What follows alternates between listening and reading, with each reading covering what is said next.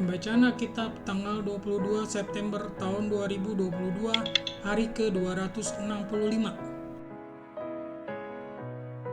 Amsal pasal 22. Nama baik lebih berharga daripada kekayaan besar. Dikasihi orang lebih baik daripada perak dan emas. Orang kaya dan orang miskin bertemu. Yang membuat mereka semua ialah Tuhan.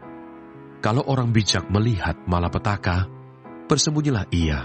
Tetapi orang yang tak berpengalaman berjalan terus, lalu kena celaka.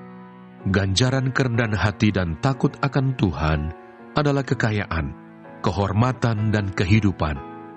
Duri dan perangkap ada di jalan orang yang serong hatinya. Siapa ingin memelihara diri, menjauhi orang itu. Didiklah orang muda menurut jalan yang patut baginya, maka pada masa tuannya pun ia tidak akan menyimpang daripada jalan itu. Orang kaya menguasai orang miskin, yang berhutang menjadi budak dari yang menghutangi. Orang yang menabur kecurangan akan menuai bencana, dan tongkat amarahnya akan habis binasa. Orang yang baik hati akan diberkati, karena ia membagi rezekinya dengan si miskin. Usirlah si pencemooh, maka lenyaplah pertengkaran, dan akan berhentilah perbantahan dan cemooh. Orang yang mencintai kesucian hati dan yang manis bicaranya menjadi sahabat raja. Mata Tuhan menjaga pengetahuan, tetapi ia membatalkan perkataan si pengkhianat.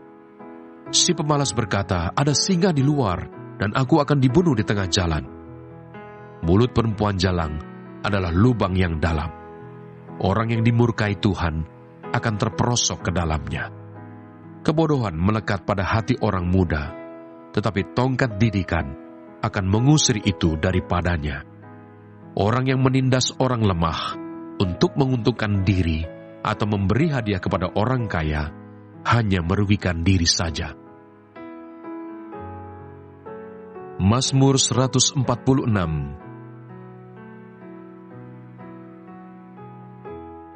Hanya Allah satu-satunya penolong. Haleluya! Pujilah Tuhan, hai jiwaku. Aku hendak memuliakan Tuhan selama aku hidup, dan bermazmur bagi Allahku selagi aku ada. Janganlah percaya kepada para bangsawan, kepada anak manusia yang tidak dapat memberikan keselamatan. Apabila nyawanya melayang, ia kembali ke tanah. Pada hari itu juga lenyaplah maksud-maksudnya. Berbagailah orang yang mempunyai Allah Yakub sebagai penolong, yang harapannya pada Tuhan Allahnya. Dia yang menjadikan langit dan bumi, laut dan segala isinya, yang tetap setia untuk selama-lamanya, yang menegakkan keadilan untuk orang-orang yang diperas, yang memberi roti kepada orang-orang yang lapar. Tuhan membebaskan orang-orang yang terkurung. Tuhan membuka mata orang-orang buta. Tuhan menegakkan orang yang tertunduk. Tuhan mengasihi orang-orang benar.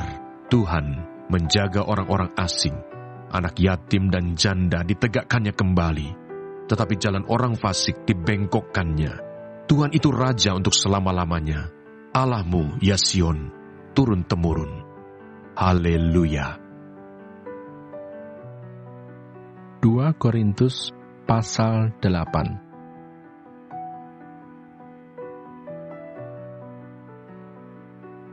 Aku mengatakan hal itu bukan sebagai perintah, melainkan dengan menunjukkan usaha orang-orang lain untuk membantu.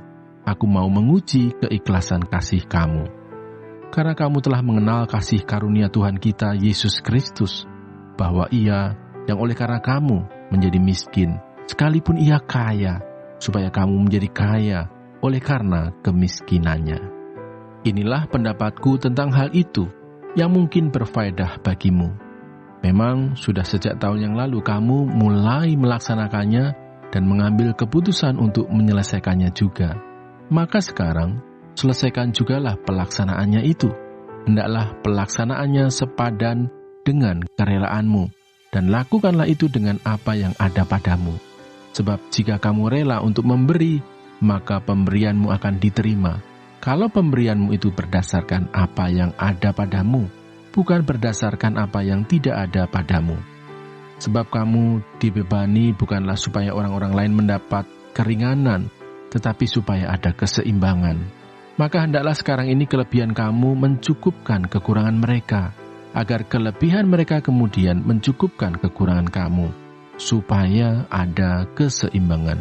Seperti ada tertulis, orang yang mengumpulkan banyak tidak kelebihan, dan orang yang mengumpulkan sedikit tidak kekurangan. Terima kasih. Tuhan Yesus memberkati. Amin.